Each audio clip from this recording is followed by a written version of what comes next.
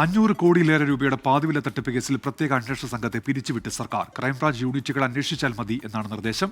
അന്വേഷണ സംഘ തലവനായ MJ സോജനെ വിജിലൻസിലേക്ക് മാറ്റിയതിനു പിന്നാലെയാണ് നടപടി. കേരളത്തിൽ ഉടനീളം നടന്ന തട്ടിപ്പിന് പ്രത്യേക സംഘം ഇല്ലാതായതോടെ കോടതിയിൽ തിരിച്ചടി ആയേക്കുമെന്നാണ് ആശങ്ക. കേരളത്തെ ഞെട്ടിച്ച പാതിവില തട്ടിപ്പിൽ 1.5 ലക്ഷത്തോളം ആളുകളെ കബളിപ്പിച്ച് 500 കോടിയിലേറെയാണ് തട്ടിയെടുത്തത്. കേരളത്തിൽ പലയിടത്തും വിവിധ പോലീസ് സ്റ്റേഷനുകളിലായി 1400ഓളം പരാതികളാണുള്ളത്. തട്ടിപ്പിന്റെ ഗൗരവം മനസ്സിലാക്കിയായിരുന്നു സർക്കാർ ക്രൈംബ്രാഞ്ചിന്റെ പ്രത്യേക സംഘത്തെ നിയോഗിച്ചത്.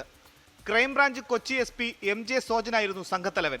തട്ടിപ്പിന്റെ മുഖ്യ സൂത്രധാരന്മാരായ Saigram trust executive director KN Anandakumar, Ananthakrishnan എന്നിവരെ അറസ്റ്റ് ചെയ്തു. ഇതിനിടെ ഇക്കഴിഞ്ഞ ജൂണിൽ MJ സോജനെ വിജിലൻസ് സ്പെഷ്യൽ സെല്ലിലേക്ക് സ്ഥലം മാറ്റി. പിന്നാലെ കേസുകളെല്ലാം ഇനി അതാത് ക്രൈംബ്രാഞ്ച് യൂണിറ്റിന് കീഴിൽ അന്വേഷിച്ചാൽ മതി എന്ന തീരുമാനത്തിലേക്ക് സർക്കാർ എത്തി. കേസുകളെല്ലാം ഒറ്റ FIRൽ രജിസ്റ്റർ ചെയ്യണമെന്നാവശ്യപ്പെട്ട് ആനന്ദകുമാർ ഹൈക്കോടതിയിൽ നൽകിയ ഹർജിയിലാണ് പ്രത്യേക സംഘം ഇല്ലെന്ന് സർക്കാരിന്റെ സത്യവാങ്മൂലം. പ്രത്യേക സംഘം ഇല്ലാതായതോടെ അന്വേഷണം കുത്തഴിഞ്ഞ നിലയിലാണ്. ഏകീകൃത സ്വഭാവത്തോടെ അന്വേഷണമില്ലെങ്കിൽ പരസ്പര വൈരുദ്ധ്യമുള്ള കണ്ടെത്തലുകൾ ഉണ്ടാകാം. വിചാരണ ഘട്ടത്തിൽ പ്രതികൾക്ക് ഇത് ഏറെ ഗുണം ചെയ്യുമെന്ന് നിയമവിദഗ്ധരും ചൂണ്ടിക്കാട്ടുന്നു. 24 തിരുവനന്തപുരം.